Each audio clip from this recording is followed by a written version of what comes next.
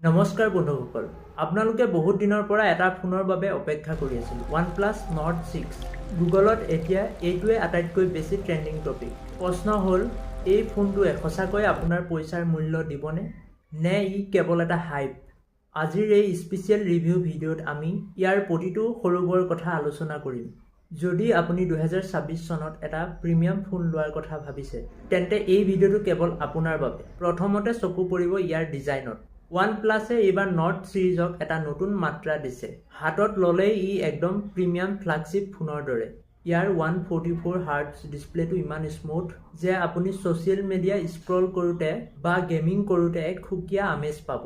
কিন্তু ইয়াৰ ব্ৰাইটনেছ ৰ'দৰ পোহৰত কেনেকুৱা, আমি সেইটো পৰীক্ষা কৰিছোঁ, কিন্তু ইয়াৰ ফলাফল সঁচাকৈ আচৰিত। এতিয়া আহোঁ ইয়াৰ আচল শক্তিলৈ। ইয়াত ব্যৱহাৰ কৰা হৈছে শেহতীয়া প্ৰচেছৰ, যিয়ে মাল্টিটাস্কিং আৰু হেভি গেমিং অতি সহজে চম্ভালিব পাৰে। আপুনি যদি এজন কণ্টেণ্ট ক্ৰিয়েটৰ বা এজন গেমাৰ, তেন্তে এই ফোনটো আপোনাৰ বাবে এটা পাৱাৰ হাউচ হ'ব। আমি ইয়াত একেলগে 10-15টা গধুৰ এপ চলাইছিলোঁ, কিন্তু ফোনটো ক'তো লেগ হোৱা নাই। লগতে ইয়াৰ কুলিং ছিষ্টেমে ফোনটো গৰম হ'ব দিয়া নাই।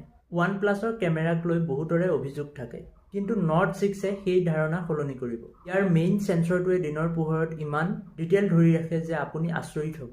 বিশেষকৈ ইয়াৰ নাইট মোড আৰু পোৰ্ট্ৰেইট শ্বটবোৰ এতিয়া আগতকৈ বহুত বেছি উন্নত। ভিডিঅ'গ্ৰাফীৰ বাবে ইয়াত 4K সুন্দৰ ষ্টেবিলাইজেশ্যন দিয়া আছে, যিটো ব্লগাৰৰ বাবে বহুত কামত আহিব। শেষত ক'ব বিচাৰোঁ, OnePlus Nord 6 এটা কমপ্লিট পেকেজ। ইয়াৰ চাৰ্জিং স্পীড ইমান বেছি যে মাত্ৰ 15 মিনিটতে আপুনি দিনটোৰ বাবে বেটাৰী পাই যাব। এতিয়া কওক, আপুনি এই ফোনটো ল'ব নেকি, নে আপুনি আন কিবা বিকল্পৰ কথা ভাবিছে? কমেণ্ট কৰি আমাক জনাওক। যদি ভিডিঅ'টো ভাল লাগিল তেন্তে লাইক কৰিব আৰু চেনেলটো ছাবস্ক্ৰাইব কৰিবলৈ নাপাহৰিব। ধন্যবাদ।